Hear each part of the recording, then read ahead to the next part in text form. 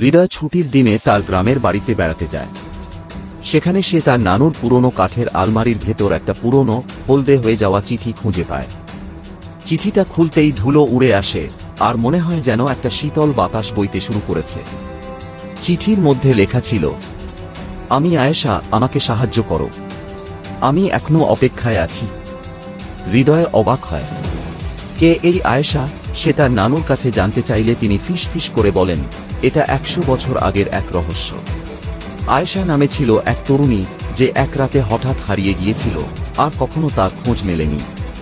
হৃদয় ও তার বন্ধুরা মিলে চিঠির রহস্য উন্মোচনের সিদ্ধান্ত নেয়।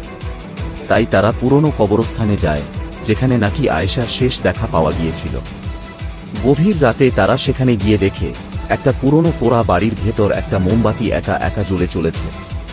তারা ধীরে ধীরে কাছে যেতেই হঠাৎ বাতাস বইতে শুরু করে দরজা খুলে যায়, আর একটা ফিস ফিসানি শব্দ শোনা যায়। তোমরা এসেছো? হৃদয়ের গায়ে কাঁটা দিয়ে ওঠে। তারা ভয়ে কাঁপতে থাকে, কিন্তু সাহস করে বলে, কে তুমি? আস্তে আস্তে একটা ছায়া স্পষ্ট হতে থাকে, একটা সুন্দর দুঃখী মুখ। সে বলল, আমি আয়েশা, আমি এখনো অপেক্ষায় আছি। আমার কথা কেউ বিশ্বাস করেনি। আমি হারিয়ে গিয়েছিলাম, কিন্তু আমি মরে যাইনি। আমাকে কেউ সাহায্য করেনি। হৃদয় বুঝতে পারে আয়েশার শেষ ইচ্ছেটা পূরণ করা দরকার। সে আয়েশার নাম লিখে তার কবরের সামনে রেখে আসে। হঠাৎ করেই চারপাশের বাতাস শান্ত হয়ে যায়, আর একটা মিষ্টি হাসির শব্দ শুনতে পায়।